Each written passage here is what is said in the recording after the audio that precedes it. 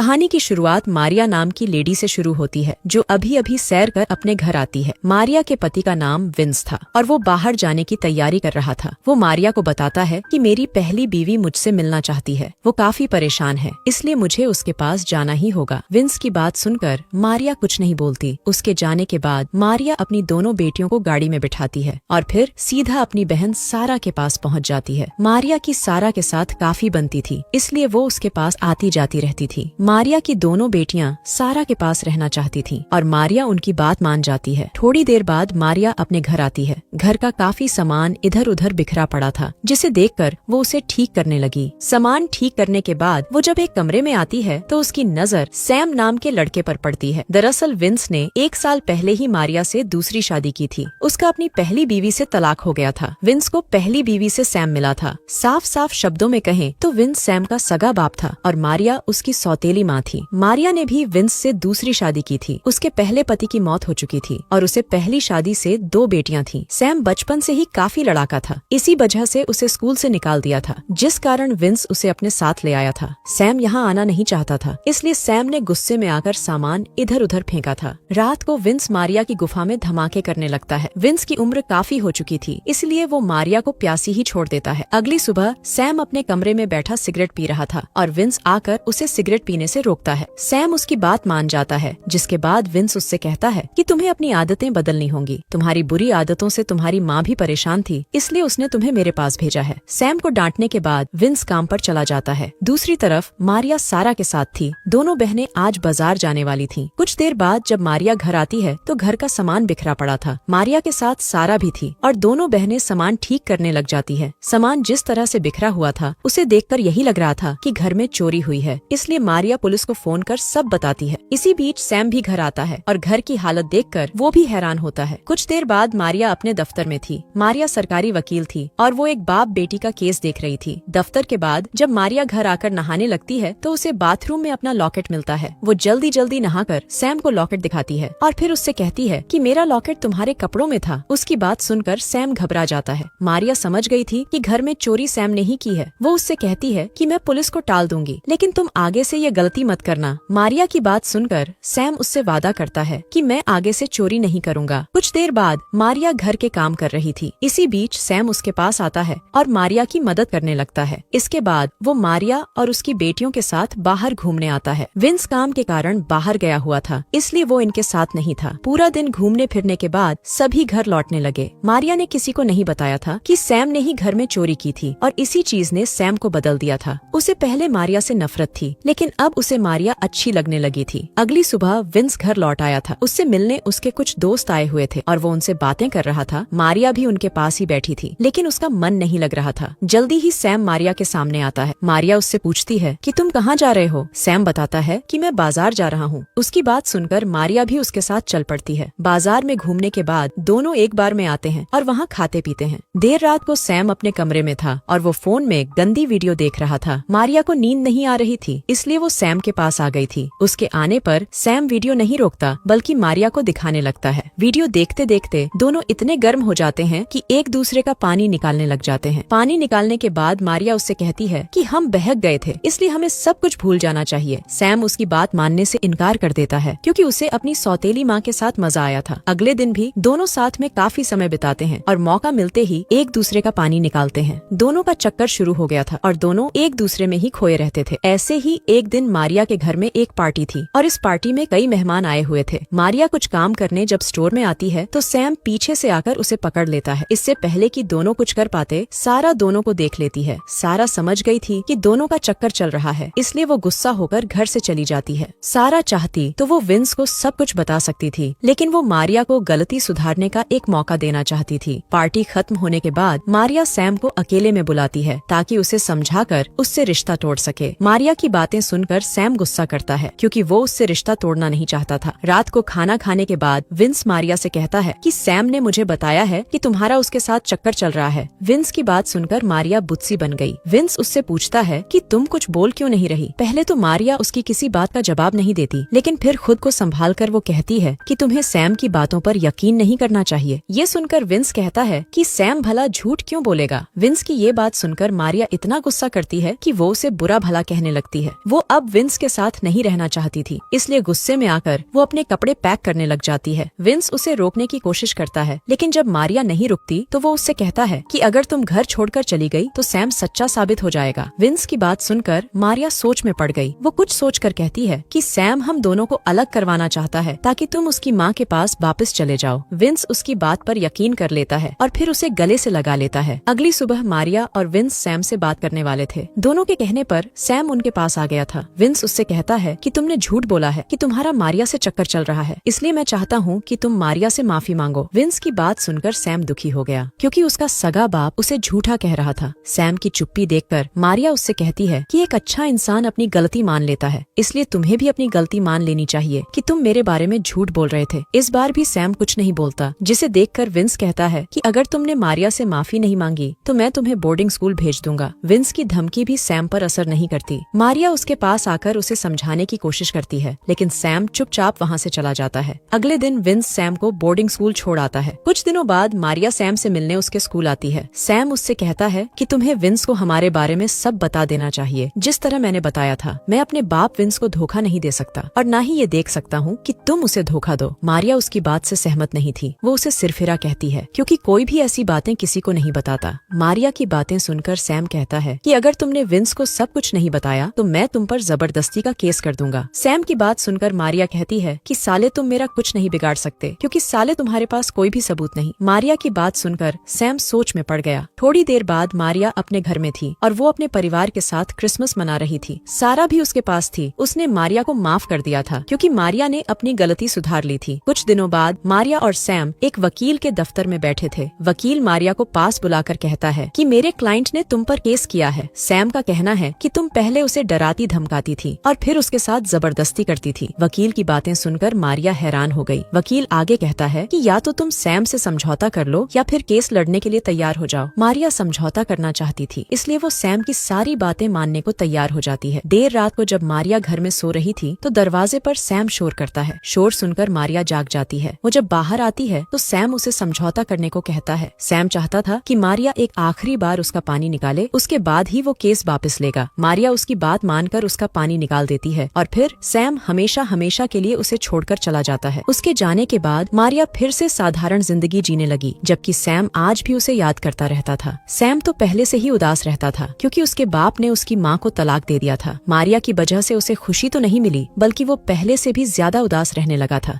इसी के साथ इस कहानी का यही अंत हो जाता है। हमारे